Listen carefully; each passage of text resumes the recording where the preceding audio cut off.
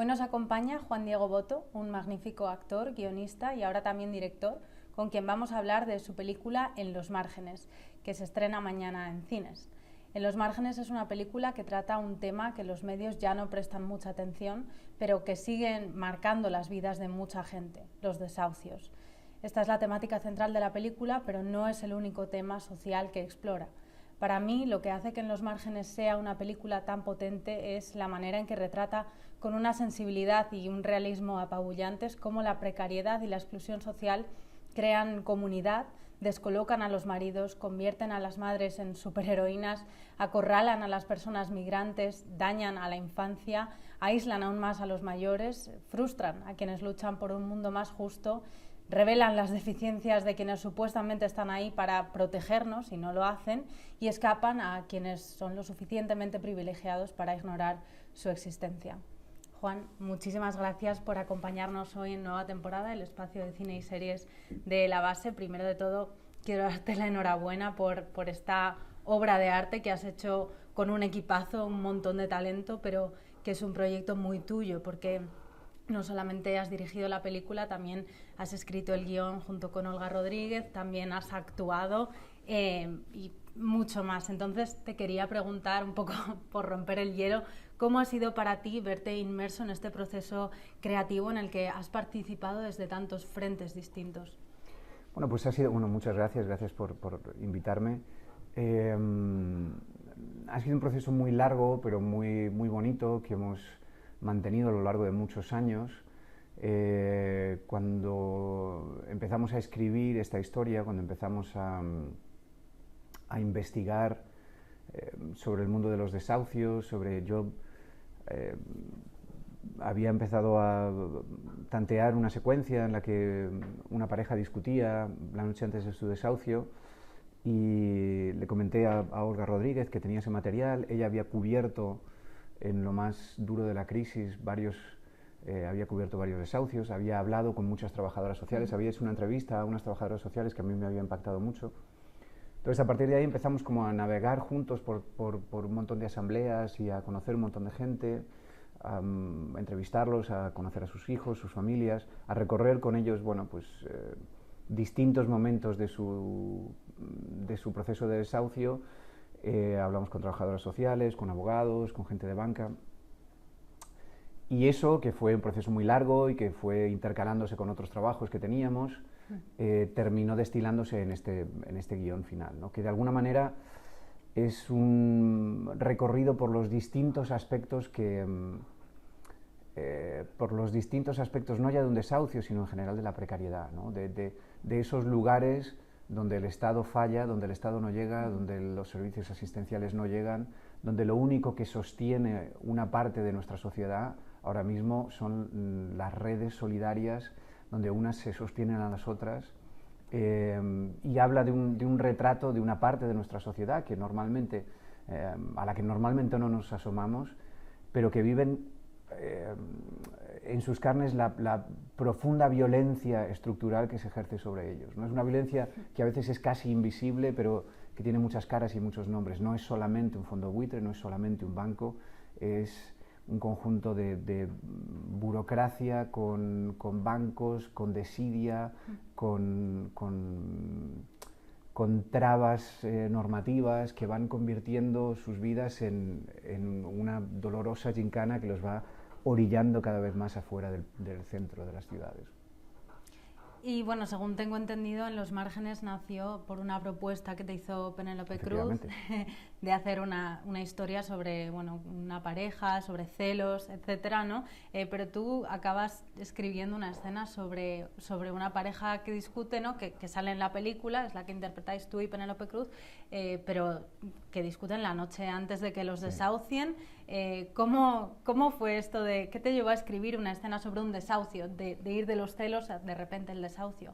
Bueno, lo que se me ocurrió, como tenía la premisa esa que me había dado Penélope, de por qué no intentas escribir algo para nosotros y algo que sea sobre celos, pensé, sería bonito que los celos en realidad no fueran los protagonistas, ¿no? Que enmascararan otra cosa, que esto lo hacemos mucho en la vida, ponemos en primer término algo porque en realidad lo que nos preocupa es otra cosa, ¿no? Y para tapar esa otra cosa, ¿no? Es como cuando temes una despedida y te enfadas con tu amigo, porque no quieres despedirte y prefieres enfadarte que el dolor de la pena. Siempre tienes que mirar lo que hay detrás, ¿no? Que es algo... Y lo más bonito es siempre lo que está por debajo, ¿no? Sí. Pero cuando escribí eso resultó que dije, bueno, de aquí realmente lo que me empezaba a interesar era lo otro, era qué le pasa a una pareja en un proceso de desahucios, cómo afecta la violencia económica a las relaciones afectivas, cómo afecta una crisis a las relaciones de pareja, cómo afecta una crisis a las relaciones entre padres e hijos. Y eso fue lo que, digamos, el punto de partida y el pilar básico sobre el que está construida la película, ¿no? Cómo nuestras relaciones afectivas se ven afectadas por nuestra realidad socioeconómica, ¿no? Y bueno, ese fue el trabajo que empezamos a hacer con Olga. Y bueno, los desahucios no son precisamente un tema muy sexy, ¿no? Como para venderlo por ahí, ni del que los poderes mediáticos quieren que se hable, ¿no? O sea, ni las televisiones ni las plataformas en general, a no ser que sea una historia de terror sobre ocupas satánicos que pues esperan a que saques al perro de paseo y de repente te ocupan la casa y se montan un after ahí, ese tipo de historias son las que vemos, ¿no? Que es muy fuerte. Pero bueno, no es el caso de En los márgenes, gracias a Dios, y te quería preguntar si nos puedes contar cómo ha sido el proceso para conseguir financiación. Y si crees que habéis tenido más problemas de los habituales para tratar un tema o por tratar un tema como en general, los desahucios. Hemos tenido mucha suerte. Esto nace una vez que le entregamos esa primera versión del trabajo que llevó ese tiempo a Penélope Cruz. Ella lo lee y dice, bueno, evidentemente no hay celos, pero me gusta mucho la historia, quiero involucrarme, y ella decide involucrarse no solo como actriz, sino también más adelante produciendo la película. Ese apoyo fue fundamental, el hecho de que ella pudiera involucrarse de esa manera fue fundamental. De otra forma habría sido prácticamente imposible conseguir que esta historia pudiéramos contratar a una actriz como Penélope Cruz, o hubiera sido más difícil aún sacarlo adelante. Teníamos a Penélope Cruz, teníamos a Luis Tosar, que se involucró más adelante en el proyecto, y hemos conseguido, bueno, pues un nivel de visibilidad que es muy difícil para gran parte de las películas del cine español, ¿no? Eso fue posible gracias a un montón de nos que recibimos a lo largo del camino, de tener mucha paciencia, de no tener prisa por rodarla, de que todos nosotros vivíamos de otras cosas, de que no necesitábamos sacar adelante este proyecto para vivir. Pudimos esperar bueno, pues a que ella, Penélope Cruz, encontró un socio que fue Morena Films, que se interesó por el proyecto. Encontramos después a Televisión Española, que apoyó fuertemente por el proyecto, y ahí conseguimos desatarlo. Mientras tanto, pues hubo muchas reuniones donde planteábamos la historia y veíamos cómo, en cuanto aparecía la palabra desahucios, pues íbamos perdiendo al interlocutor y íbamos perdiendo el entusiasmo, ¿no? Pero como te digo, creo que finalmente lo hemos conseguido sacar adelante tal cual queríamos contarlo, con la financiación que necesitábamos para hacerlo, y bueno, hemos podido hacerlo así porque teníamos la capacidad como para esperar, como para decir, bueno, esto o lo hacemos bien o preferimos no hacerlo. Sí, que también es un privilegio, ¿no? Sin duda. Hablando de este tema. Bueno, supongo que escribir un guión tan pegado a la realidad tiene que ser una experiencia muy distinta, por ejemplo, escribir ficción. Bueno, yo no soy guionista, así que no lo sé, pero tú sabes algo de esto. Y quería preguntarte también cómo conseguisteis contar estas historias e interpretar a estos personajes de una manera tan fiel a la realidad. Fue primero porque yo creo porque la documentación estuvo muy nutrida de historias reales, ¿no?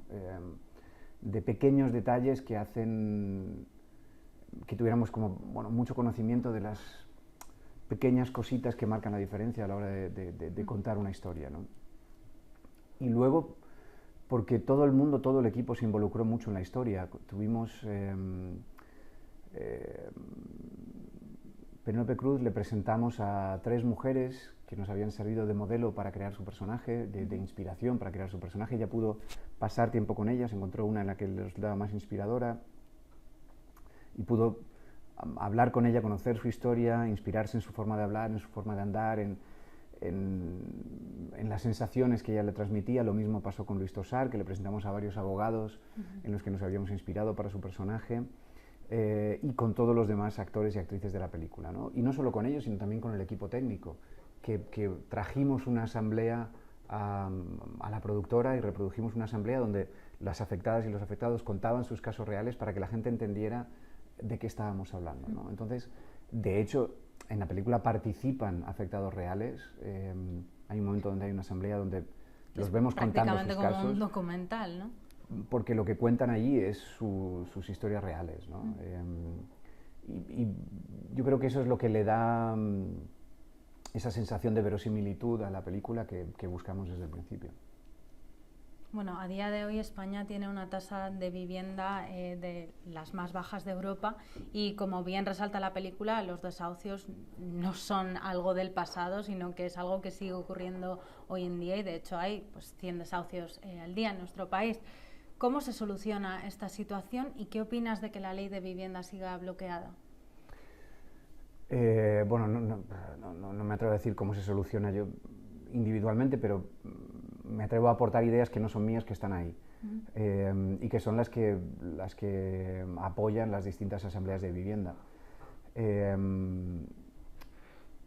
Tú lo mencionabas antes, España tiene el parque de vivienda social más bajo de Europa. Del conjunto de las viviendas que hay en alquiler, solamente el 1,1% están destinadas a vivienda social. Por ponerlo en perspectiva, Reino Unido tiene el 17%, Francia tiene el 14%. ¿Eso qué significa? Eso significa que cuando te pasa algo, cuando pierdes el trabajo, cuando enfermas, cuando tienes un hijo al que tienes que cuidar y pierdes el trabajo, cuando te pasa cualquier cosa, o te suben el alquiler. El otro día me contaban de una mujer en Barcelona que tiene un salario de 1.100 euros, 2 hijos, un alquiler que podía pagar, que se lo han subido a 800 euros, con lo cual ya está. O das de comer a tus hijos o pagas el alquiler. Bueno, pues cuando te pasa algo de eso, si hay vivienda pública que ofrecer, pues tú tienes un lugar al que puedes ir donde puedes pagar un porcentaje razonable de tus ingresos, y eso te permite ir rehaciendo tu vida para poder, bueno, poco a poco salir de esa situación de precariedad y ir fortaleciéndote. Como no hay vivienda que darte, estás abocado a la calle. O sea, el problema ahora mismo es que no hay salida para la gente que tiene un problema. No hay una posibilidad de una segunda oportunidad, porque sin una vivienda en la que tener a tus hijos no hay una posibilidad de segunda oportunidad, no hay posibilidad de rehacer tu vida. Con lo cual, que no haya ningún desahucio sin solución habitacional es una premisa básica. Para que eso ocurra hay que ampliar el parque de vivienda social que tenemos en nuestro país, y para que eso ocurra no hace falta ni siquiera invertir dinero, porque el dinero ya está invertido. Nosotros gastamos 40.000 euros en la Sareb, que es el banco malo, que tiene miles y miles de vivienda pública, que mañana, simplemente cambiando los estatutos del banco malo, podrían convertir decenas de miles de casas en todo nuestro país en vivienda pública. Simplemente voluntad política. Y además con eso se acabarían otros problemas que tienen que ver con la vivienda, y es que la precariedad en nuestro país está recorrida nodularmente por el problema de la vivienda. El acceso a la vivienda es lo que se chupa la mayor parte del sueldo de cualquiera, el hecho de que los jóvenes no se puedan emancipar, o sea, hay toda una serie de problemas derivados. La media de emancipación de los jóvenes en España, lo miré creo que el año pasado para un estudio, era 32 años. Es que es una locura, es que es una locura, y eso tiene que ver fundamentalmente con el problema de la vivienda. De modo que, ¿qué pasa? Que legislar implica siempre tomar partido. Evidentemente, si tú sacas un montón de vivienda al mercado, vivienda social, eso va a abaratar los precios. Y hay grandes tenedores de vivienda, grandes fondos de inversión que tienen mucha vivienda en España, pues que están presionando para que eso no ocurra. Pero bueno, al final es tomar partido por unos fondos de inversión o por los ciudadanos. Sí, ¿qué importa más, ¿no? Sí, es una decisión política. Lo que importa es la gente. O sea, para algunos y algunas lo que importa es el bienestar de la gente, pero para otros pues tienen otros intereses. Y hablando de los que tienen otros intereses, tuiteaba una diputada de Vox que en Los Márgenes hace apología de la ocupación. ¿Qué opinas de este tipo de marcos que buscan convencernos de que las personas que son expulsadas de sus viviendas son en realidad criminales? Bueno, pues evidentemente tiene que ver con la ignorancia, ¿no? Porque yo no me puedo creer que nadie que conozca a una familia que pues, haya tenido un hijo con un cáncer y haya tenido que dejar de trabajar, una mujer que tiene 3 hijos, que haya tenido un hijo con cáncer, eso ha hecho que tenga que dejar de trabajar, eso ha hecho que no pueda pagar 3 letras de la hipoteca y se va a ver con sus 3 hijos en la calle, llamar delincuente a esa mujer, solo lo entiendo desde la ignorancia porque lo otro que queda es la maldad y no creo que nadie sea así de malo. Creo que tiene que ver con el profundo desconocimiento sobre qué significa un desahucio, por qué ocurre un desahucio, qué sufre una familia cuando se tiene que enfrentar a un desahucio. Y que si realmente lo que preocupa es darle una solución al problema, hagamos vivienda pública. Busquemos un sitio donde poder meter, porque si no, lo que me gustaría a mí preguntar es, ¿qué hacemos con esa gente? Si no hay vivienda pública para dar, ¿qué hacemos con esa gente? ¿Que vivan en la calle? ¿Queremos que nuestro país se convierta, pasear por cualquier calle de cualquier ciudad, cualquier pueblo y ver familias con niños en la calle? Esa es la solución. O damos vivienda pública o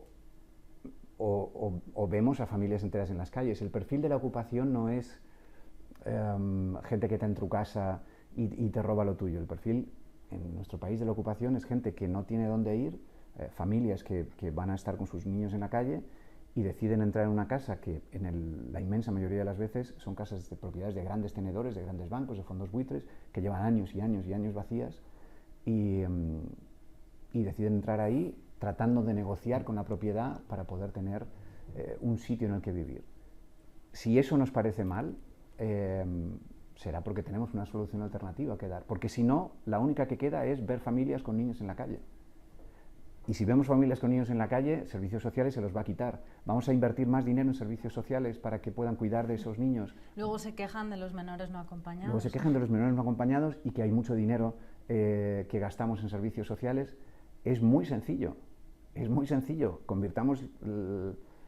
invertamos en vivienda pública y, como te decía antes, ni siquiera hay que invertir, es trasladar las casas de la Sareb a un fin social y esto acabaría gran parte del problema.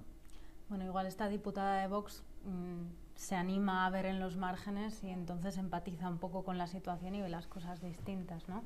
Si no es maldad y es ignorancia, digo, pues tal vez se beneficie de ver esta película. Yo desde luego no había estado muy expuesta a este tipo de historias y la verdad es que sí que me ha cambiado la manera de verlo, ¿no? O sea, quiero decir, todo es al final exponerte y esto es lo que tiene el cine social también, que te expone a realidades que igual no ves en tu día a día. Entonces, bueno. Bueno, pero yo creo que es algo que ocurre con la cultura en general. Todos tenemos un montón de cosas que ignoramos hasta que no las vemos. Y lo bueno de verlas y de conocerlas es que una vez que las ves, ya no puedes ignorarlas, ya estás involucrado, ya eres partícipe de esa realidad. Y eso que ocurre con el tema de la vivienda o con los desahucios nos ocurre con un montón de cosas. Si de repente tenemos acceso al conocimiento sobre, yo qué sé, cualquier tema, sobre qué sufre, cómo se vive el acoso escolar o cómo se vive el acoso machista, y si lo entendemos y empatizamos con ello y vemos un caso concreto, y ese es el trabajo del arte, no hablar de números o de teorías, sino hablarnos desde las emociones y los sentimientos, seguramente nuestra visión del tema cambiará. O sea que sí, sin duda, yo animo a esta mujer a que vea la película.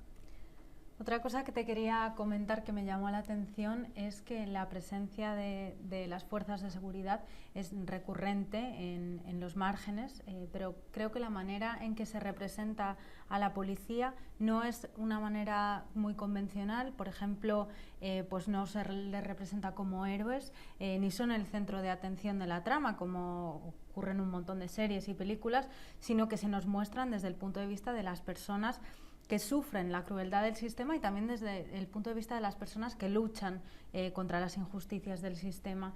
¿Qué repercusiones pueden tener casos como el montaje policial que se ha hecho contra Isa Serra, a la que el Tribunal Supremo de Justicia de Madrid ha inhabilitado a presentarse en las listas electorales hasta 2025 por participar en una protesta para parar un desahucio que sucedió en el año 2014? Bueno, son dos preguntas. Por un lado, nosotros lo que queríamos contar no era eh, eh, como, o sea, lo que ocurre en la precariedad es que la violencia que se ejerce contra las personas que están padeciendo, por ejemplo, un proceso de desahucio o que están en una situación económica de vulnerabilidad, es que esa violencia que se ejerce sobre ellos, que es mucha, es estructural. No es solamente el fondo buitre, no es solamente el banco, no es solamente el día en que la UIP va a desalojar, va a ejecutar un lanzamiento, sino que es el conjunto de todas las cosas. Es los servicios sociales infradotados, la enorme burocracia que hay que hacer para cualquier cosa, para cualquier beneficio al que puedas acceder, tienes que sortear un montón de obstáculos, todas esas inmensas dificultades, simplemente ir al médico a veces es una inmensa también. Dificultad, dejar el trabajo, un personaje que el día de su desahucio tiene que pedir el día para ver si le dan, porque si no pierde el trabajo, no puede perder el trabajo, bueno, toda esa inmensa violencia que implica el mero hecho de la precariedad, de la vulnerabilidad. La policía que nosotros mostramos son funcionarios que están cumpliendo su trabajo, que hacen su trabajo, pero esa es la banalidad de que la perversión no es que unos sean malos en sí, sino que el ejecutar tu día a día contribuye bueno, pues a poner muchas dificultades a una gente que necesitaría un extra de ayudas, un extra de inversión pública para salir adelante. Y luego dentro de esto, pues en todo este inmenso entramado de complejidades, también justo esta mañana conocíamos el caso de, bueno, conocía yo el caso de unas muchachas de Guadalajara que habían sido acusadas de, les piden 3 años de cárcel, creo, por intentar parar un desahucio, ¿no? Bueno, pues hay una serie de normativas y de leyes que tienen que ver también con la ley Mordaza, que además hacen muchísimo más difícil y culpabilizan la solidaridad. El hecho de ir a ayudar a unas personas para que no se queden en la calle también es una cosa que está que cada vez más es más difícil, que tiene riesgo, casi que no está penado el hecho en sí, pero puede llegar a estarlo, depende de la mirada o del juicio del policía en concreto o del juez que te toque. Y, eso en sí creo que es un problema, y es un problema que esas leyes no se hayan modificado. Y creo que esto se engloba, o sea, lo que le ha pasado a Isa Serra u otros casos que hemos conocido, creo que tienen que ver también con una suerte con buscar una ejemplaridad, ¿no? Con buscar si podemos castigar a un cargo público, imagínate lo que no haremos contigo, ¿no? Que no eres nadie, con cualquier persona que dice voy a ir a la puerta de un desahucio e intentar que no echen a una familia de su casa, ¿no? Creo que hay una ejemplaridad que se busca con ellos para desactivar ciertos movimientos sociales, me da la sensación. Estoy totalmente de acuerdo. Pero bueno, volvamos a la película, que tengo un par de preguntas más que hacerte. Otro de los temas más destacados en Los Márgenes creo que tiene que ver con el impacto de género, no solo de los desahucios, sino también de, como hablabas, de la violencia económica o de una crisis económica, ¿no?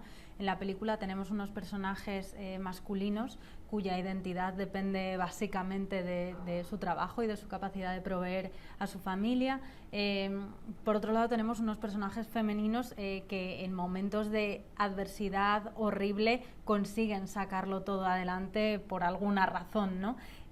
Porque se esfuerzan y porque no se rinden. Hay una frase recurrente en la película que dicen las mujeres, que es estoy sola. ¿Qué hay detrás de esta soledad de los personajes femeninos de En los Márgenes? Bueno, eso es una cosa que observamos una y otra vez en las asambleas de vivienda. Lo primero que te llama la atención en una asamblea de vivienda es que son mayoritariamente mujeres. Hay muchas más mujeres que hombres. Intentamos averiguar y dar respuesta a la pregunta de por qué hay más mujeres que hombres. Una de las cosas que vimos en general es que a los hombres les costaba mucho más, les daba como mucha más vergüenza acercarse a una asamblea y decir, contar y relatar la situación en la que estaban, que había perdido el trabajo, que les iban a echar de su casa, que porque muchos hombres vivían eso como un fracaso que les daba una vergüenza atroz, y que como su identidad estaba completamente vinculada a ser el que mantiene la familia, cuando eso se quebraba es como que su propia identidad como hombre estaba en cuestión, ¿no? La vergüenza era atroz, y venía un poco, pues casi perdía en pie, ¿no? Venía como la parálisis, el no saber qué hacer. En muchos casos pues hay mucho alcohol, en muchos casos hay situaciones de maltrato. Es sorprendente la cantidad de maltrato que hay. Pero bueno, nosotros no quisimos cargar las tintas ahí porque ya bastante drama había en la historia. Pero igual una secuela. Igual una secuela. Pero sí era evidente que sin embargo las mujeres, cuando se acercaba el abismo y decían es que me voy a quedar en la calle con mis hijos, movilizaban lo que tuvieran que movilizar, y si tenían que pasar vergüenza, pasaban vergüenza, y si tenían que juntarse en una asamblea y ver que había un montón de otras mujeres como ellas, pues eso les animaba a discutir con el director de la sucursal, a ir a buscar abogado, buscar un procurador, llevar papeles, hablar con el trabajador social, hacer todo lo que tuvieran que hacer para intentar parar ese desahucio, ¿no? También ocurría muchas veces que el trabajo que a veces era secundario, era un trabajo, bueno, pues menor que tenían las mujeres, terminaba convirtiéndose en la única fuente de ingresos, con lo cual también había un proceso como de revalorización de su lugar dentro de la pareja y dentro de la sociedad, ¿no? Bueno, pues todo este proceso donde ellas son las que van tirando del carro, es algo que también queríamos contar, ¿no? De alguna manera ellos mismos están presos en muchos casos de su propia están presos de un concepto, sí, bueno, de unas estructuras machistas que también de alguna manera les impiden poder poder salir adelante y afrontar su situación sin vergüenza, ¿no? Que al final no es culpa de ellos. O sea, Sí, la crisis en la que estamos inmersos no es culpa de la clase trabajadora. Es lo que decimos siempre, que en realidad el feminismo beneficia a las mujeres y beneficia a los hombres, porque o sea, hay unas estructuras y unos roles de género que nos impiden a todos hacer o ser como queremos ser, ¿no? O sea, realmente, y se ve muy bien en esta película, por ejemplo, con el personaje del hijo, ¿cómo se llama? Raúl. Raúl, efectivamente. Yo creo que se ve muy bien este tipo de cosas. Y hace poco el Ministerio de Igualdad sacó una campaña, ¿no? Que salía lo del hombre blandengue, del FARI y tal, que yo creo que está muy relacionado con eso, con salir un poco de esos roles que se nos marcan, y si tienes que, bueno, no ya pasar vergüenza, pero un poco adaptarte a las situaciones, que yo creo que las mujeres, como no se nos ha impuesto tanto ser quien traemos el pan a casa, ¿no? Las proveedoras de la familia, al final por eso muchas mujeres, yo creo, han podido tirar del carro. Y porque los cuidados sí que es una cosa que está muy También vinculado al mundo femenino, ¿no? Y están sí. acostumbradas a, si hay que cuidar a mi hijo, es por encima de cualquier cosa. Sí. Incluso cuidar de la pareja. Sí. Incluso a veces en situaciones de conflictividad con la pareja, hay un empeño en cuidar de la pareja, cuidar del afecto, cuidarse entre ellas. Cuidarse entre ellas. Y creo que, bueno, pues son siglos de que los cuidados están muy vinculados al mundo femenino, ¿no? Y sin duda creo que el deconstruir los roles, el eliminar que a priori tengas que parecer o ser de determinada manera por el mero hecho de tener un género, sin duda. Hombre, evidentemente, y primero es bueno y positivo para quien está en inferioridad, que en el patriarcado evidentemente es la mujer, pero que en última instancia es bueno para todos. Una de mis cosas favoritas de la película es que yo creo que, aparte de ser una película que tiene en cuenta el género y la clase, por supuesto, es una película que tiene también muy en cuenta la raza y un elemento que me llama mucho la atención, que es la edad. Yo creo que algo que hace muy bien esta película es mostrarnos también cómo viven este tipo de situaciones de precariedad, de pobreza, las personas mayores, la soledad en la que viven, y también los niños y las niñas, la infancia, ¿no? ¿Qué te llevó a querer retratar las realidades de personas de edades tan diversas? De nuevo, creo que eso es algo que nos encontramos, o sea, lo fuimos retratando porque lo fuimos viendo. Había, fundamentalmente en la gente mayor, había como mayor dificultad, son las que quizás los que pasan más desapercibidos, ¿no? Los que se atreven menos a acercarse a una asamblea. Que al final también están en los márgenes, las personas mayores y los niños. Y son los que más propensos son a la soledad, a la vergüenza que les da decir que están pasando por eso, a la vergüenza que muchas veces les da decir que van a perder su casa, a lo que significa también para una persona mayor quedarse sin su casa. A veces lo único que tienen es las redes que existen en su barrio. De repente irse a otro lugar es perderlo absolutamente todo.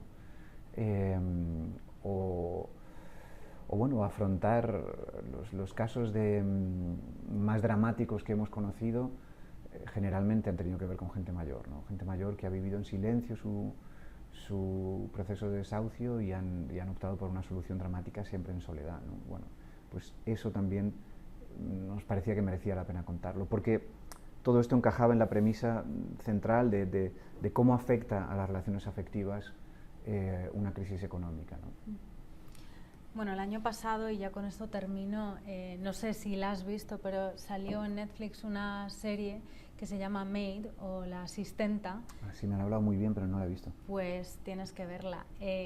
Yo cuando estaba viendo En los márgenes pensé mucho en esa serie y me pareció, bueno, la serie está protagonizada por una chica que su novio la maltrata, entonces ella se marcha de casa con su niña pequeña, muy pequeña, y ves cómo, bueno, retrata cosas que no solemos ver en el cine o en la serie, pues porque no son muy glamurosas, como esta chica limpiando un váter lleno de mierda y teniendo que salirse de ahí para vomitar porque se muere del asco, o cosas como cómo no la admiten a su niña en una guardería, o cómo no consigue alquilar un piso que esté en buenas condiciones y que no tenga moho por todas las paredes, también cómo se lucha contra los servicios sociales, ¿no?